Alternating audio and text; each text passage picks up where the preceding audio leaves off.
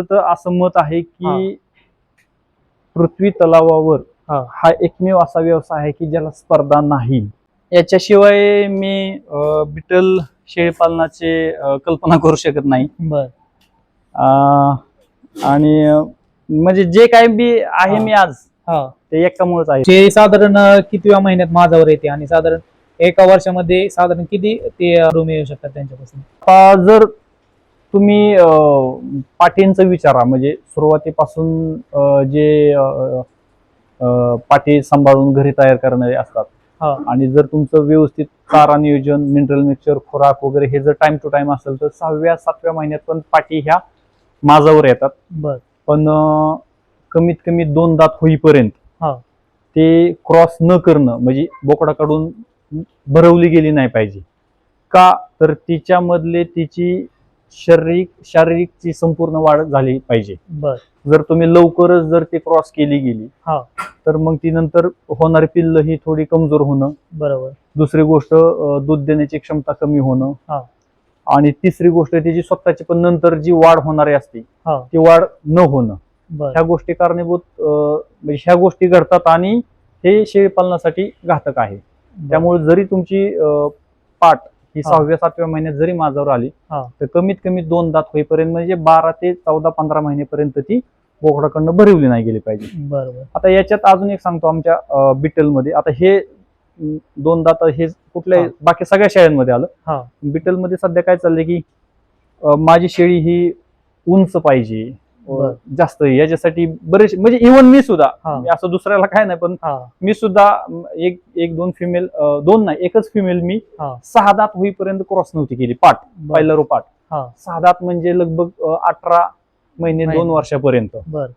तर मग अशा वेळी तिचं वारंवार हिट आपण जे नैसर्गिकरित्या माझाव जी येते ते आपण न भरवल्यामुळे ती एक ते चक्र असतं निसर्गाने दिलेलं ते आपण एक ब्रेक करत असतो. मग अशा वेळी तिची उंची वगैरे तर वाढली पण ही जी नंतर काही काही शेळ्याला आता त्या शेळीला काय अडचण आली नाही पहिल्या वेळेला. पण काही शेळ्या अशा आहेत की शेळीपालक जास्त मोठी वगैरे करण्यासाठी उंच करण्यासाठी त्यांनी होल्ड केल्या फिमेल आणि नंतर त्या गाप जाईनात. असे कितीतरी उदाहरण आहेत बिटल मध्ये. त्यामुळे माझं तर शेळीपालकांना हेच मत असेल की तुम्ही जर फिमेल ही 2 दात पर्यंत जर क्रॉस केली तर काहीच अडचण नाही. पण त्याच्यात पण अजून एक सांगतो, काही शेळीपालक एक आपल्याकडे म्हण आहे उंटावरून शेळ्या राखणे. जर कोणाचा बाबा जोड व्यवसाय म्हणून केलंय पण अजिबात लक्ष नाही, 2 दात झालेत पण त्या बिटल शेळीचं वजन 30-35 किलो आहे, पाठीचं 40 किलो आहे. तर 2 दात झालेत पण तिचे शारीरिक वाढ न झाल्यामुळं ती त्या 35-40 किलो वजनात पण भरण्यायोग्य नाही. अशा वेळी तिचं वजन पण बघितलं पाहिजे. 50 किलो प्लस ती फिमेल असली पाहिजे. त्यावेळेस तुम्ही ते बोकडाकडून क्रॉस करू शकता. बरोबर. आता लहान करडाची काय काळजी घ्यावी किंवा त्यांचा मृत्यू टाळण्यासाठी आपण अशी काय विशेष काळजी घेता का त्यांची? लहान पिल्लांचं काळजीचं जर तुम्ही म्हणाले तर लहान पिल्लांची काळजी हे पिल्लू जन्मल्यापासून न घेता ती शेळी ज्यावेळेस 3 महिने गाभ जाईल, 3 महिन्याची कन्फर्म गाभण राहील तर 3 महिन्यापासून तिचा योग्य खुराक ठेवणं, खुराकामध्ये वाढ करणं, तिच्यात मिनरल मिक्सचर वगैरे जे काही आपल्याला द्यायचंय त्या सगळ्या गोष्टी देणं. त्या गोष्टी दिल्यानंतर पोटात त्या पिल्लाचं व्यवस्थित संगोपन झालं पाहिजे पहिली गोष्ट. जर ते पोटातच व्यवस्थित मजबूत असेल तर त्यानंतर डिलिव्हरी नंतर मग त्याची व्यवस्थित स्वच्छता झाली पाहिजे, आपण लक्ष दिलं पाहिजे. शेळी जर आडली वगैरे असेल तर अशा वेळी पिल्लू गुदमरू नये म्हणून लवकर ते पिल्लू बाहेर काढलं गेलं पाहिजे. ह्या ज्या सगळ्या बेसिक गोष्टी हे फॉलो केल्यानंतर पिल्लू बाहेर आल्यानंतर त्याला टिंक्चर आयोडीन लावणं नाळला, जेणेकरून त्याच्यातून काही इन्फेक्शन नाही झालं पाहिजे. दुसरी गोष्ट सगळ्यात महत्वाची गोष्ट की बरेच शेळी पालकांचं आहे की बाबा आमचं पिल्लू जुलाब करतंय. त्यासाठी काय केलं पाहिजे की लहान पिल्लांनी माती नाही खाल्ली पाहिजे. की सुरुवातीचा 1 महिन्याचा काळ जो असतो हा फार म्हणजे कसोटीचा असतो शेळी पालकांसाठी. मग अशा वेळी आपण आपल्या शेडमध्ये थोडं आता हा बघा इथं तुम्ही बघताय की आपण पिल्लांसाठी म्हणून थोडं स्टेजिंगचं केलेलं आहे. म्हणजे लहान पिल्ल हे सुरुवातीचे आपले 2 महिने हे वरती असतात आणि ज्यावेळेस त्यांचं 2 महिने वय पूर्ण होईल त्यावेळेस आपण ते पिल्ल खाली घेतो. मग ह्याने काय होतं की ते पिल्ल माती वगैरे चाटत नाही. मातीनं चाटल्यामुळे बॅक्टेरियल इन्फेक्शन वगैरे ह्या सगळ्या गोष्टी हा हा त्याच्यातून ते पिल्लाचं मॉर्टॅलिटीचं प्रमाण कमी राहतं. बरोबर. सोबतच काय जर एखाद्या शेळीला आता हिला एकच पिल्लू झालं होतं दुसऱ्या वेताला आपल्या ह्या फिमेलला, हा तर त्यावेळी दूध हिचं भरपूर आहे पण हा. एकच पिल्लू झाले. बर अशा वेळी मग दूध सुद्धा त्याला थोड्या प्रमाणात पाजणं बर हे एक फार म्हणजे ते जजमेंट आलं पाहिजे शेळी पालकाला, आणि त्याच्यासाठी हे अनुभवच असतो. बर पुस्तकात सांगून किंवा आमच्यासारख्या काही शेळी पालकांना विचारून आम्ही सांगू शकतो तुम्ही एवढं एवढं पाजा, हा पण काही शेळी पालकांना वाटतं नाही, म्हणजे आपल्याला जसं वाटतं आपल्या मुलांनी भरपूर हा, खाल्लं बरोबर, पाहिजे पिल्लं बरोबर. पाहिजे नाही का, हा हा तसं वाटतं की बाबा ह्यांनी पण पटपट दूध पिऊन मोठं झालं पाहिजे. हा मग अशा वेळी मिल्क ऍसिडोसिस हा आजार होणं आणि त्याच्यात लक्षात नाही आलं तर पिल्ल दगावण्याची शक्यता जास्त असते. बरोबर. त्यामुळे पिल्लू जन्मल्यानंतर हा दूध एकदम व्यवस्थित पाजावं. हा दूध सुरुवातीचे 15 दिवस दुधासोबतच त्याला ग्राईप वॉटर पाजावं, बर जेणेकरून पिलेलं दूध पचायला व्यवस्थित मदत होते. हा त्यांनी माती नाही चाटली पाहिजे ही काळजी घेणं. बर आणि सुरुवातीचे माझं तर असं मत आहे की 2-2.5 महिने तर कमीत कमी हा ते सुक्या चाऱ्यावरच असले पाहिजेत पिल्लं. बर ज्यावेळेस त्यांना तुम्ही हिरव्या चारा द्याल हा तर हिरव्या चाऱ्यामध्ये पण माझं असं मत आहे की तुमचा हा लिंबाचा पाला असला पाहिजे, बर जे नैसर्गिकरित्या तुमचं डिवर्मिंगचं काम करतं. बर ह्यासाठी ह्या गोष्टी नवीन शेळी पालकांनी वगैरे लक्षात घ्याव्यात. शेळ्यांमध्ये साधारण कोणत्या प्रकारचे रोग आढळतात आणि मग ते लक्षणं काय किंवा त्याची ओळख कशी काय, आणि याच्यासाठी लसीकरण वगैरे आपण कशा प्रकारे करता? लसीकरण तर हे केलंच पाहिजे, हा आणि मी माझ्या फार्म मध्ये लसीकरण करतो. त्याची हा. सुरुवात जर तुम्ही म्हणाल लहान ह्याच्यापासून, तर माझ्याकडे लहान पिल्ल आलेली 21 दिवसाची झाल्यानंतर मी हा. त्यांना ET+TT हे वॅक्सिन देतोच 21 दिवस झाल्यानंतर. बर मग सपोज एखादी फिमेल माझ्याकडे एक 5 फिमेल माझ्याकडे डिलिव्हरी झाल्यात आणि एक फिमेल राहिली आहे, पण ते 5 शेळ्यांची पिल्ल ही 25 दिवसाची झालीत, आणि हा. ते एका फिमेल आता एक आत्ता येणार आहे, म्हणजे त्यांच्यात जरी 1 महिन्याचा गॅप असला हा तर मी आधी त्या 5 शेळ्यांची पिल्ल हे ET+TT ने वॅक्सिनेट करतो, बर आणि नंतर परत 1 महिन्याने जरी परत एका पिल्लासाठी म्हणलं तर मी ते लस आणतो. बर कारण हे एक शिल्ड आहे, प्रोटेक्शन आहे, बर आणि प्रत्येकाने ते दिलंच पाहिजे. PPR, ET+TT, हा FMD, HS हे जे काही महत्वाचं आहेत, हा तर याच्यात आपण काळजीच घेतली पाहिजे. आता FMD हा. म्हणजे जर म्हणाल तुम्ही लाळ्या खुरकत, हा तर ठीक आहे, बंदिस्त शेळी पालनात आपल्या शेळ्या वगैरे कुठं बाहेर जात नाहीत, हा त्याच्यामुळं लाळ्या खुरकत हा जो आजार आहे हा तो होण्याची शक्यता कमी असते. पण हम्म. कुठे जर त्याचा प्रादुर्भाव झाला असेल हा आणि त्या फार्मवरून जर कोणी येणार आपल्या शेडमध्ये आलं कळत न कळत, हा किंवा आपल्याकडे कधी काय इमर्जन्सी आली, डॉक्टर आले, आणि डॉक्टर जर अशा फार्म मधून जर आलेले असतील हा तर अशा वेळी आपल्या फार्म हा बाधित होऊ शकतो. बरोबर. त्यामुळं जर कोणाला वाटत असेल आमच्या शेळ्या जात नाहीत बाहेर, म्हणले आम्ही FMD का देऊ, हा तर असं न करता हा विचार केला गेला पाहिजे. बर मी माझ्या फार्म मध्ये बऱ्यापैकी औषध, इंजेक्शन, सलाईन हे मी स्वतः करतो, बर तरी सुद्धा मी FMD हे देतो. हा म्हणजे काय आहे, जर आसपास FMD ची साथ आली तरी हा. मी FMD देतो. मला साथ आली तर मी म्हणणार डॉक्टरांना किंवा विजिट बंद करून टाकल, हा पण माझ्या शेडच्या शेजारून पण रोड जातोय, बर. हा तो संसर्गजन्य आजार आहे, हा त्याच्यातून सुद्धा प्रादुर्भाव होऊ शकतो. बरोबर. एकदम एवढं असं मायनर लक्ष देऊन जर लक्ष. शेळी पालन तुम्ही केलं हा तर तुम्हाला याच्यात काय नाही. आणि आजार तुम्ही म्हणाल तर असं मेजर कुठला आजार नाहीये. हा. तुम्ही त्यांना खाणं पिणं कसं देताय, हा चाऱ्यात एकदम सडनली बदल नसावा. बर म्हणजे आता तुम्ही मेथी घास लावलाय, हा. मेथी घासाच्या पहिलं तुम्ही काय देताय की तुती देताय, दशरथ घास देताय, हा आणि तुमच्याकडे आता मस्तपैकी मेथी घास आला तर एकदम मेथी घासाची अख्खी वैरण न करता हा त्यांना सवय लागतो सुरुवातीचे 10-12 दिवस हे त्या चाऱ्यामध्ये थोड्या प्रमाणात तुम्ही मेथी घास हा थोडा दिला गेला पाहिजे, बर एकदम त्याची सेपरेट वैरण करण्यापेक्षा. हा आणि ज्यावेळेस 10-12-15 दिवस त्याच्यात होतील हा त्यानंतर मग सेपरेट तुम्ही मेथी घासाची एक वैरण एक टाइम, नंतर इतर चाराची एक टाइम आणि सुक्या चाराची एक टाइम असे केले तरी हरकत नाही.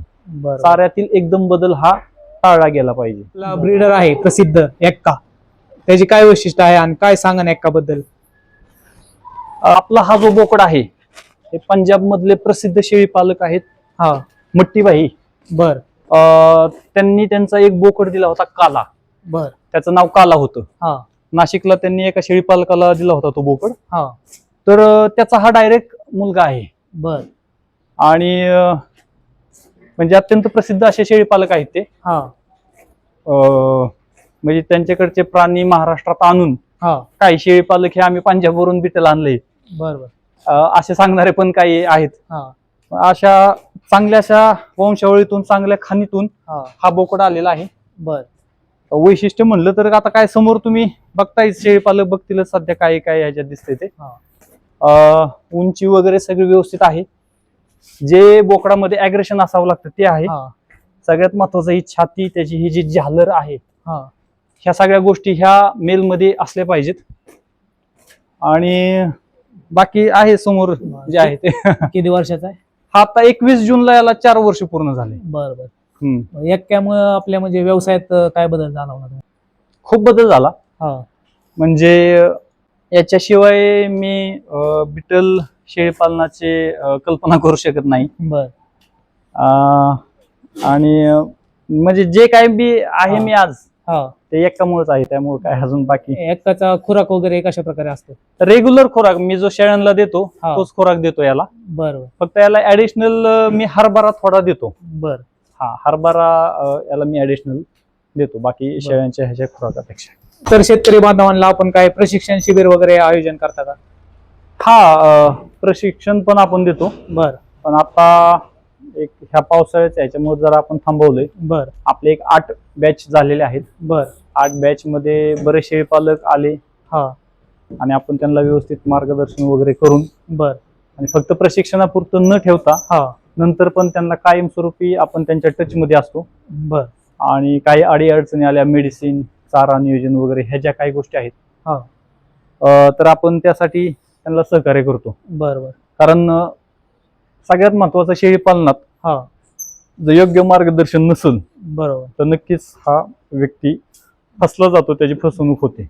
शेतकरी किंवा तरुण या व्यवसायात उतरू इच्छितात त्यांच्यासाठी काय तुमचा संदेश राहील? एकच सांगल, जे कोणी नवीन असतील किंवा ज्यांनी चालू केलंय पण हा व्यवसाय पुढे न्यावा का, हा स्विच करून दुसरीकडे जावं, काय अडचणी आल्या तर माझं तर असं मत आहे की पृथ्वी तलावावर हा एकमेव असा व्यवसाय आहे की ज्याला स्पर्धा नाही. बर.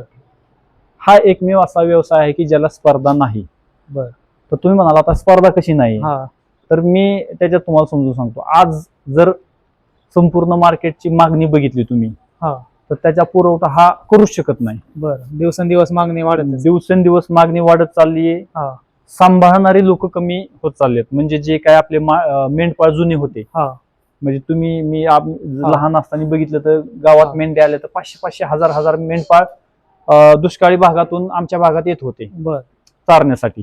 ते प्रमाण आज कमी झाले. बरोबर. गावोगावी जे शेळ्या मेंढ्या असायच्या ते प्रमाण कमी झालं. का कमी झालं? तर लोकांनी त्यांच्या शेती डेव्हलप केली. जे आधी माळ रान वगैरे असायचं ते आता डेव्हलप करून त्या ठिकाणी त्यांनी पिकं लावली. मग अशा जागेवर जे फिरस्ती शेळी पालक त्यांचा व्यवसाय करत होते, त्याला जागा नसल्यामुळं ऑटोमॅटिक कमी झालं. एक दुसरी गोष्ट, जी जुनी लोक फिरून चारून मेंढ्या यायची ती आता मेंटॅलिटी राहिलेली नाही. बरोबर. हा आजचं काळ हे जेनझीचं म्हणतो आपण, जे 20, 22, 25, 30 वर्षातले आहेत, नवीन पिढी. तर नवीन पिढी किंवा त्या नवीन पिढीचे आई वडील ह्यांना काय वाटतं की आमच्या मुलांनी ह्या कडक कपड्यात राहिलं पाहिजे. बरं.